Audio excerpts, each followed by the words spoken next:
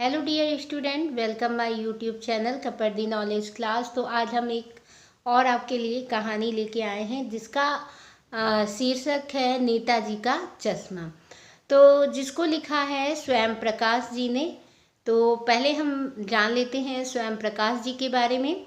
तो स्वयं प्रकाश का जन्म 20 जनवरी 1947 को मध्य प्रदेश के इंदौर नामक शहर में हुआ था। आजकल आप भोपाल में रहकर साहित्य सर्जन कर रहे हैं तथा वसुधा पत्रिका के संपादन से जुड़े हैं। स्वयं प्रकाश जी एक सशक्त उपन्यासकार तथा कहानीकार हैं। अब तक उनके 13 कहानी संग्रह प्रकाशित हो चुके हैं। इनमें सूरज कब निकलेगा, आएंगे अच्छे दिन भी हैं तथा आदमी जात का आदमी बहुचर्चित है। इनकी कहानियों का अनुवाद रूसी भाषा में भी हुआ है। उनके विनय और ईंधन उपन्यास भी अत्यंत लोकप्रिय हैं। हमसफरनामा इनके रेखा चित्रों का संकलन है। इन्हें वर्ष 2011 के प्रतिष्ठित आनंद सागर कथाक्रम सम्मान से सम्मानित किया गया। इन्हें राजस्थान साहित्य अकादमी का रंगे राघव पुरस्कार, पहल सम्मान, बनमाली पुरस्कार आदि से भी पुरस्कृत किया गया। इनकी कहानियों में वर्ग शोषण के विरुद्ध चेतना है। तो ये जो बातें मैंने बताई ये स्वयं प्रकाश जी के बारे में थी। अब इनका जो कहानी है शीर्षक नेताजी का चश्मा, तो आइए हम उसके बारे में जानते हैं। तो ये कहानी कुछ ऐसी है, नेताजी का चश्मा। इसमें एक हलदार साहब होते हैं जो हर 15 दिन कंपनी के काम के सिलसिले में कस्बे से गुजरते हैं। तो वहाँ कस्बे के पास में एक चौराहा होता है जहाँ पे एक नेताजी की मूर्ति लगी होती है और नेताजी की मूर्ति पर चश्मा जो है नहीं होता है, लेकिन जो है उस पर अलग से चश्मा जो है एक चश्मे वाला लगा दिया करता था। तो वो चश्मा जो है रोज़ बदलता रहता था और जो हलदार साहब थे जब उधर से गुजरते थे तो वो रोज़ नेताजी के बदले हुए चश्मे के बारे में, एक पान की दुकान थी वहाँ पे, उससे पूछा करते थे कि ये चश्मा कौन बदलता है, आखिर ये कौन है। इस तरह की बातें हुआ करती थी। तो चलिए आइए अब हम किताब में देखते हैं कि कहानी किस तरह की है, क्या बताया गया है। तो बहुत ही ये इंटरेस्टिंग कहानी है। कहानी को लास्ट तक की आप ज़रूर देखें और हमारे चैनल पर नए हों तो हमारे चैनल को सब्सक्राइब कर लें, हमारे वीडियो को लाइक करें और अपने मित्र मंडली में शेयर अवश्य करें। तो चलिए हम कहानी पे आते हैं। तो हलदार साहब को हर 15 दिन कंपनी के काम के सिलसिले में उस कस्बे से गुजरना पड़ता था। कस्बा बहुत बड़ा नहीं था। कस्बा जो था वो बहुत बड़ा नहीं था, जिसे पक्का मकान कहा जा सके वैसे ही कुछ मकान, और जिसे बाजार कहा जा सके वैसे ही एक ही बाजार था। वहाँ पे कुछ पक्के मकान और कुछ, मतलब जिसको बाजार कहा जा सके वैसा ही एक बाजार था। कस्बे में लड़कों का एक स्कूल, लड़कियों का एक स्कूल, सीमेंट का एक छोटा सा कारखाना, 2 ओपन एरिया सिनेमा घर और एक ठो नगर पालिका भी थी। जो किताब में जैसी भाषा है मैं उसी तरह से आपको सुना रही हूँ। नगर पालिका थी तो कुछ ना कुछ करती भी रहती थी। अब जब नगर पालिका थी तो कुछ ना कुछ कार्य तो करेगी ही। कभी कोई सड़क पक्की करवा दी, कभी कुछ पेशाब घर बनवा दिए, टॉयलेट बनवा दिए, कभी कबूतरों की छतरी बनवा दी, तो कभी कभी सम्मेलन करा दिया। ये नगर पालिका जो है काम करती थी। इसी नगर पालिका के किसी उत्साही बोर्ड या प्रशासनिक अधिकारी ने एक बार शहर के मुख्य बाजार के मुख्य चौराहे पर नेताजी सुभाष चंद्र बोस की एक संगमरमर की प्रतिमा लगवा दी। यह कहानी उसी प्रतिमा के बारे में है, बल्कि उसके भी एक छोटे से हिस्से के बारे में ये कहानी है। पूरी बात तो अब पता नहीं, अब पूरी बात तो ये जानते नहीं हैं जो हमारे लेखक जी हैं, कहानीकार जी हैं, लेकिन लगता है कि इस देश के अच्छे मूर्तिकारों को जानकारी नहीं होने और अच्छी मूर्ति की लागत अनुमान और उपलब्ध बजट से कहीं बहुत ज़्यादा होने के कारण काफ़ी समय ऊहापोह और चिट्ठी पत्रों में बर्बाद हुआ होगा और बोर्ड की शासनावधि समाप्त होने की घड़ियों में किसी स्थानीय कलाकार को ही अवसर देने का निर्णय किया गया होगा।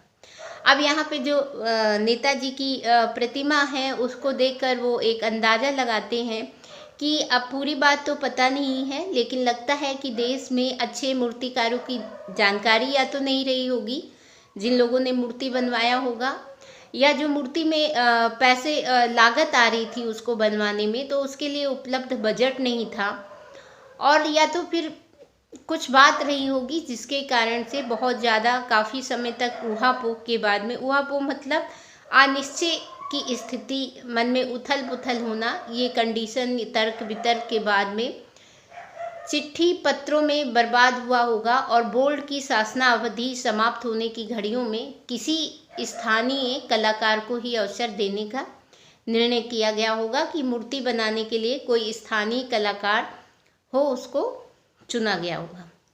अंत में कस्बे के इकलौते हाई स्कूल के इकलौते ड्राइंग मास्टर, मान लीजिए मोतीलाल जी को ही यह काम सौंप दिया गया होगा, जो महीने भर में मूर्ति बनाकर पटक देने का विश्वास दिला रहे हैं। अब उन्होंने कहा, जो हाई स्कूल के इकलौते ड्राइंग के अध्यापक हैं, उन्होंने कहा कि मैं जो मूर्ति है वो 1 महीने में ही बनाकर दे दूंगा। तो जैसा कि कहा जा चुका है, मूर्ति संगमरमर की थी। टोपी की नोक से कोट के दूसरे बटन तक कोई 2 फुट ऊंची थी। जो मूर्ति थी उसकी ऊंचाई 2 फुट की थी, जिसे कहते हैं बेस्ट और सुंदर थी। मिसप्रिंटिंग होने के कारण जो कुछ शब्द ठीक नहीं है। नेताजी सुंदर लग रहे थे, कुछ मासूम और कमसिन फौजी वर्दी में। मूर्ति को देखते ही दिल्ली चलो और तुम मुझे खून दो, ये वगैरह वगैरह जो नारे थे याद आने लगते थे। ये नेताजी ने नारे दिए थे ना, दिल्ली चलो तुम मुझे खून दो, तो उस मूर्ति को देख के ये नारे याद आने लगते थे। इस दृष्टि से यह सफल और सराहनीय प्रयास था। केवल एक चीज़ की कसर थी जो देखते ही खटकती थी। अब कौन सी वो कमी थी, क्या चीज़ थी जिसको मूर्ति को देखते ही खटकती थी वो कमी? तो नेताजी की आंखों पर चश्मा नहीं था। अब नेताजी हमेशा चश्मा लगाते थे, लेकिन मूर्ति में क्या था, चश्मा जो नहीं था। यानी चश्मा तो था लेकिन संगमरमर का नहीं था। पूरी मूर्ति संगमरमर की थी, लेकिन जो चश्मा था वो संगमरमर का नहीं था। एक सामान्य और सचमुच के चश्मे का चौड़ा काला फ्रेम मूर्ति को पहना दिया गया था। मतलब जो असली वाला चश्मा होता है वो मूर्ति को पहना दिया गया था। तो चश्मा कैसा था? चश्मे का चौड़ा काला फ्रेम मूर्ति को पहना दिया गया था। हवलदार साहब जब पहली बार इस कस्बे से गुजरे और चौराहे पर पान खाने के लिए रुके, तभी उन्होंने इसे लक्षित किया। लक्षित मतलब देखा, ध्यान दिया, और उनके चेहरे पर एक कौतुक भरी मुस्कान फैल गई। उनको हंसी आ गई या मुस्कुराने लगे कि वाह भाई, यह आइडिया भी ठीक है। मूर्ति पत्थर की लेकिन चश्मा रियल का, असली। ठीक है, तो जीप कस्बा छोड़कर आगे बढ़ गई। जीप जो है आगे चली गई। तब भी हवलदार साहब इस मूर्ति के बारे में ही सोचते रहे और अंत में इस निष्कर्ष पर पहुंचे कि कुल मिलाकर कस्बे के नागरिकों का यह प्रयास सराहनीय ही कहा जाना चाहिए। उनका मतलब था कि मूर्ति पूरी संगमरमर की थी, लेकिन उस पर चश्मा नहीं था, तो नगर के लोगों ने उस पर रियल का चश्मा यानी कि वास्तविक चश्मा लगा दिया है। तो ये एक सराहनीय प्रयास है। अब जो है मूर्ति का जो रंग रूप या कद का नहीं है, महत्व मूर्ति के रंग रूप और कद का नहीं है, उस भावना का है। वरना तो देशभक्ति भी आजकल मजाक की चीज होती जा रही है। दूसरी बार जब हवलदार साहब उधर से गुजरे तो उन्हें मूर्ति में कुछ अंतर दिखाई दिया। अब क्या था, अब जब दोबारा वो उधर से लौटे तो उनको कुछ उसमें डिफरेंस नज़र आ रहा था। उन्होंने देखा तो पाया कि चश्मा आज क्या था, दूसरा था। पहले उन्होंने कैसा देखा था, काला मोटे फ्रेम का चश्मा उन्होंने देखा था, और आज उन्होंने देखा कि चश्मा जो है दूसरा था। तो पहले मोटे फ्रेम वाला चौकोर चश्मा था, अब तार के फ्रेम वाला गोल चश्मा है। हवलदार साहब का कौतुक और बढ़ गया। अब हवलदार साहब और उनको मतलब हैरानी हुई। ठीक, वाह भाई क्या आइडिया है, मूर्ति कपड़े नहीं बदल सकती लेकिन चश्मा तो बदल ही सकती है। तो तीसरी बार फिर नया चश्मा उन्होंने देखा कि तीसरी बार जब उधर से गुजरे तो देखा फिर नया चश्मा। हवलदार साहब को आदत पड़ गई, हर बार जब वो कस्बे से गुजरते तो वो चौराहे पर जरूर रुकते। पान खाना और मूर्ति को ध्यान से देखना अब उनकी आदत हो गई थी, एक उनको आदत पड़ गई थी। एक बार जब कौतूहल दुर्मयी हो उठा तो पान वाले से पूछ ही लिया। दुर्मयी मतलब जिसे वो दबाना कठिन हो। तो जब बार बार वो उधर से गुजरते थे तो कस्बे से तो देखते थे चश्मा उसमें रोज़ बदला रहता था। तो ये चीज़ उनको एक हैरान करती थी, और उन्होंने जब बहुत उनका जो है कौतुक जो है दबा नहीं पाए, दबाना कठिन था, तो उन्होंने एक दिन पान वाले से पूछ ही लिया, क्योंकि वो वहाँ पे पान खाते थे, तो वहाँ पे उन्होंने रुक के पान वाले से पूछ ही लिया, क्यों भाई क्या बात है, या तुम्हारे नेताजी का चश्मा हर बार बदल कैसे जाता है। तो पान वाला जो था वो खुद के मुंह में पान ठूसा हुआ था। पान वाला जो था पान बहुत खाता था, हर समय वो पान खाता रहता था, और यहाँ तक कि वो कोई उससे कुछ पूछता था तो वो पान थूक के बताता था, फिर मुंह में पान ठूस लेता था। तो ये था पान वाले का कैरेक्टर। तो पान वाले के खुद के मुंह में पान ठूसा हुआ था, वह एक काला मोटा और खुशमिजाज आदमी था। मतलब वो हंसमुख स्वभाव का था, खुशमिजाज था। तो हवलदार साहब का प्रश्न सुनकर वह आंखों ही आंखों में हंसा, और उसकी टोन थोड़ी निकली हुई थी। तो जैसे कोई मोटा आदमी होता है, हंसता है तो टोन भी उसकी हिलने लगती है, तो वो उसकी टोन थिरकी।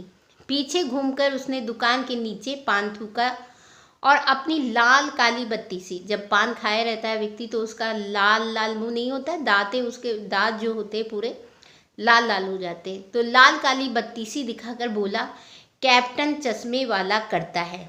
क्योंकि हवलदार साहब ने क्या पूछा था कि भाई ये चश्मा रोज रोज तुम्हारे नेताजी का कौन बदलता है।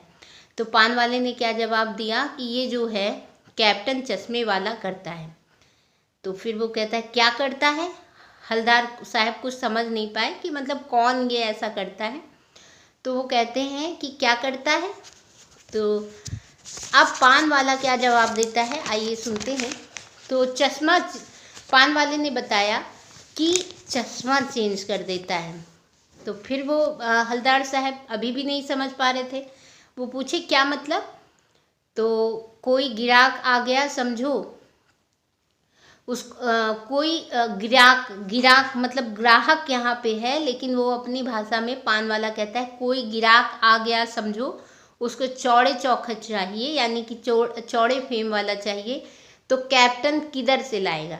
वो अपनी लैंग्वेज में बोला कि कोई गिराक आ गया समझो, उसको चौड़े चौखट चाहिए, तो कैप्टन किधर से लाएगा। तो उसको मूर्ति वाला दे दिया, उधर दूसरा बिठा दिया।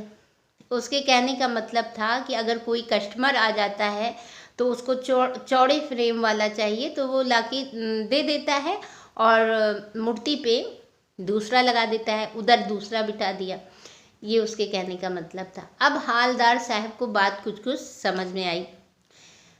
एक चश्मे वाला है जिसका नाम कैप्टन है। उनको क्या समझ में हवलदार साहब को बात आती है कि एक चश्मे वाला है जिसका नाम कैप्टन है, उसे नेताजी की बगैर चश्मे वाली मूर्ति बुरी लगती है, बल्कि आहत करती है।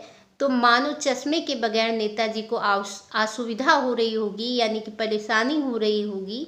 इसलिए वह अपनी छोटी सी दुकान में उपलब्ध गिने चुने फ्रेमों में से एक नेताजी की मूर्ति पर फिट कर देता है। लेकिन जब कोई ग्राहक आता है और उसे वैसे ही फ्रेम की दरकार होती है, दरकार मतलब ज़रूरत होती है, जैसा मूर्ति पर लगा है, तो कैप्टन चश्मे वाला मूर्ति पर लगा फ्रेम संभवतः नेताजी से क्षमा मांगते हुए लाकर ग्राहक को दे देता है, और बाद में नेताजी को दूसरा फ्रेम लौटा देता है।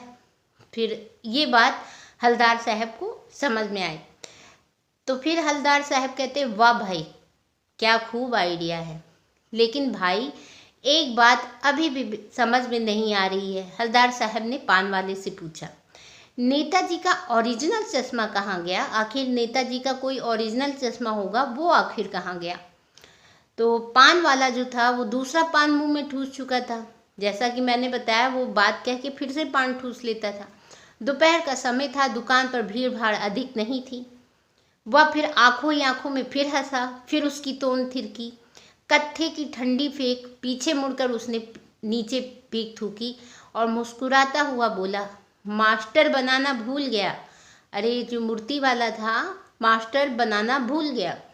पान वाले के लिए यह एक मज़ेदार बात थी। पान वाले को ये मज़ेदार बात लगती थी कि वो जो मूर्ति बनाने वाला था वो इसे भूल गया। लेकिन हालदार साहब के लिए चकित और द्रवित करने वाली बात थी कि कैसे भाई, कैसे मूर्ति वाला जो है चश्मा बनाना भूल गया। यानी वह ठीक ही सोच रहे थे।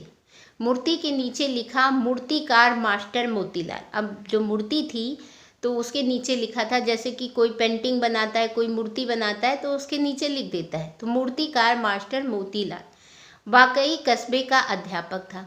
बेचारे ने महीने भर में मूर्ति बनाकर पटक देने का वादा कर दिया होगा, बना भी ली होगी, लेकिन पत्थर में पारदर्शी चश्मा कैसे बनाया जाए, कांच वाला, या तय नहीं कर पाया होगा, या कोशिश की होगी और असफल रहा होगा, या बनाते बनाते कुछ और बारीकी के चक्कर में चश्मा टूट गया होगा, या पत्थर का चश्मा अलग से बनाकर फिट किया होगा, वह निकल गया होगा। उफ, मतलब ये हलदार साहब सोचते हैं कि उसने ये सब चीज़ें की होंगी और ये सब परेशानी आई होंगी, तो यही सब सोचते हैं हलदार साहब।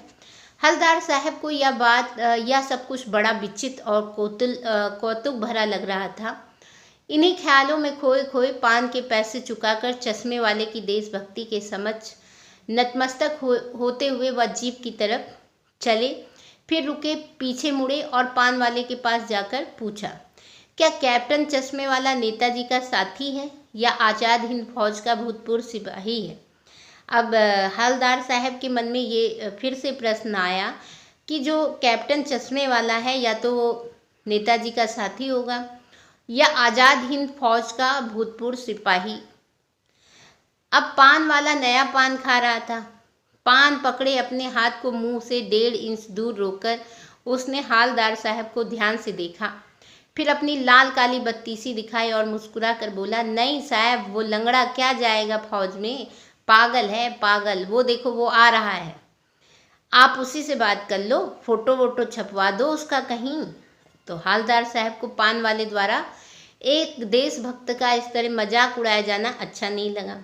मुड़कर देखा तो अवाक रह गए। अवाक मतलब आश्चर्यचकित रह जाना, दंग रह जाना।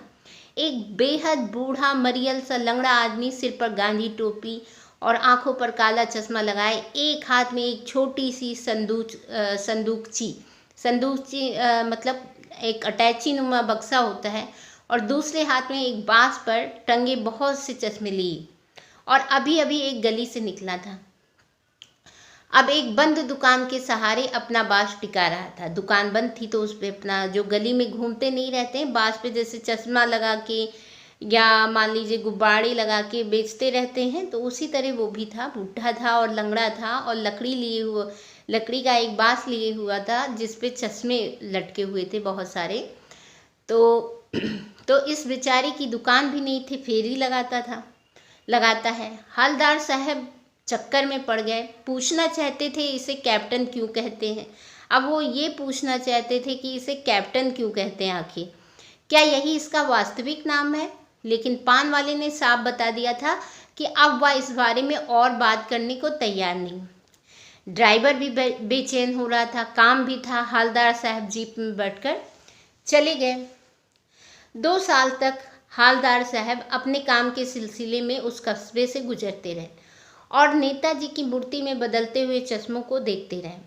कभी गोल चश्मा होता तो कभी चौकोर, कभी लाल, कभी काला, कभी धूप का चश्मा, कभी बड़े कांच वाला गोगो चश्मा, पर कोई ना कोई चश्मा होता जरूर। उस धूल भरी यात्रा में हालदार साहब को कौतुक और प्रफुल्लता के कुछ क्षण देने के लिए फिर एक बार ऐसा हुआ कि मूर्ति के चेहरे पर कोई भी कैसा भी चश्मा नहीं था। एक बार हलदार साहब जब गुजर रहे थे तो उन्होंने देखा जो मूर्ति है तो उस पर कोई चश्मा नहीं था। उस दिन पान की दुकान भी बंद थी, चौराहे की अधिकांश दुकानें भी बंद थी। अगली बार भी मूर्ति की आंखों पर चश्मा नहीं था। हालदार साहब ने पान खाया और धीरे से पान वाले से पूछा, क्यों भाई, क्या बात है? आज तुम्हारे नेताजी का आंखों पर चश्मा नहीं है।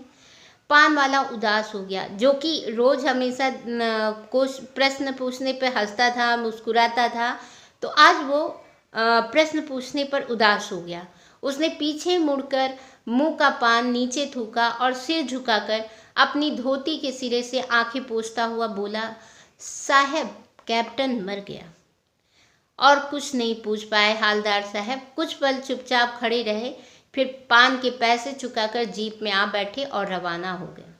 बार बार सोचते क्या होगा उस कौम का जो अपने देश की खातिर घर गृहस्थी, जवानी, जिंदगी सब कुछ होम कर देने वालों पर भी हंसती है और अपने लिए बिकने के मौके ढूंढती है। दुखी हो गए। 15 दिन बाद फिर उसी कस्बे से गुजरे। कस्बे में घुसने से पहले ही ख्याल आया कि कस्बे की हृदय स्थली में सुभाष की प्रतिमा अवश्य ही प्रतिष्ठित होगी, लेकिन सुभाष की आंखों पर चश्मा नहीं होगा क्योंकि मास्टर बनाना भूल गया है। अब जब हलदार हमेशा उधर से गुजरते थे उस कस्बे में तो वो चश्मा देखते थे, लेकिन फिर उन्होंने देखा कि चश्मा एक दिन मूर्ति पे नहीं था, तो वो जाकर पान वाले से पूछते हैं तो पान वाला बताता है कि कैप्टन जो है, कैप्टन चश्मे वाला जो है अब इस दुनिया में नहीं रहा। तो वो बहुत दुखी हो गए कि अब कोई और नहीं है जो उस मूर्ति पे चश्मा लगा सके। लेकिन कुछ दिन बाद जब वो उस कस्बे से गुजरते हैं तो वो तस्वीर फिर उनके सामने, वो प्रतिमा फिर उनके सामने याद आ जाती है। तो उनको ये लगता है कि आज जो है उनकी आंखों पर चश्मा नहीं होगा क्योंकि मास्टर जो है वो बनाना भूल गया है और कैप्टन भी मर गया है। तो यही सोचते हुए, यही ख्याल करते हुए वो जा रहे थे और उन्होंने कहा आज हम वहाँ नहीं रुकेंगे, पान भी नहीं खाएंगे, मूर्ति की तरफ देखेंगे भी नहीं, सीधे निकल जाएंगे। ड्राइवर से उन्होंने कह दिया कि अब चौराहे पर रुकना नहीं, आज बहुत काम है, पान आगे कहीं खा लेंगे, क्योंकि वो वहाँ से गुजरेंगे और पान खाएंगे तो वो मूर्ति को ज़रूर देखेंगे और मूर्ति को देखकर उन्हें दुख होगा कि कैप्टन चश्मे वाला अब नहीं है और नेताजी की आंखों पर चश्मा नहीं है। लेकिन जब वो गुजरे उधर से, हम आदतवश उन्होंने उधर देख ही लिया, क्योंकि आदमी मजबूर होता है, कहता तो बहुत कुछ है, लेकिन जब उधर से वो गुजरे तो मजबूर आंखें चौराहे आते ही मूर्ति की तरफ उठ गई। कुछ ऐसा देखा कि वो चीखे। अब उन्होंने कुछ ऐसा देखा और चीखे। बताइए क्यों चीखे? उन्होंने कहा रोको, जीप स्पीड में थी, क्योंकि ड्राइवर को उन्होंने आदेश दिया था कि आप तुम इधर गाड़ी अब मत रोकना, सीधे भगाते चले जाना और पान हम कहीं आगे खा लेंगे। तो ड्राइवर भी बहुत तेज स्पीड से लेके जा रहा था, लेकिन उन्होंने आदतन उस मूर्ति की तरफ जब देखा तो वो चीख उठे, कहा रोको, जीप स्पीड में थी। ड्राइवर ने जोर से ब्रेक मारी। रास्ता चलते लोग देखने लगे, भाई कुछ ऐसा होगा तो लोग देखेंगे। जीप रुकते न रुकते हालदार साहब जीप से कूदकर तेज तेज कदमों से मूर्ति की तरफ लपके।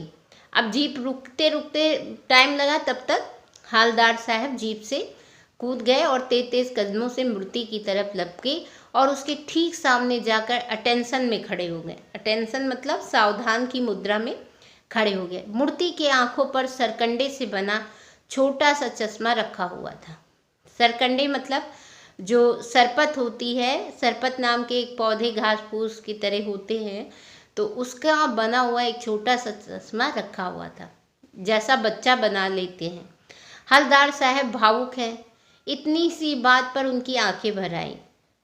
तो ये थी आज की कहानी कि जो नेताजी के सुभाष चंद्र जी के ऊपर थी, उनकी प्रतिमा के ऊपर थी, जो कि स्वयं प्रकाश जी ने लिखा हुआ था। नेताजी का चश्मा, ये इसका शीर्षक था। तो कहानी आपको कैसी लगी कमेंट में हमें ज़रूर बताइएगा और हमारे वीडियो को लाइक और शेयर ज़रूर करिएगा। तो वीडियो को लास्ट तक की देखने के लिए बहुत बहुत धन्यवाद। ठंड बहुत है, ठंड बहुत हो रही है, तो अपना ख्याल रखिए, स्वस्थ रहिए, मस्त रहिए। जय हिंद, जय भारत।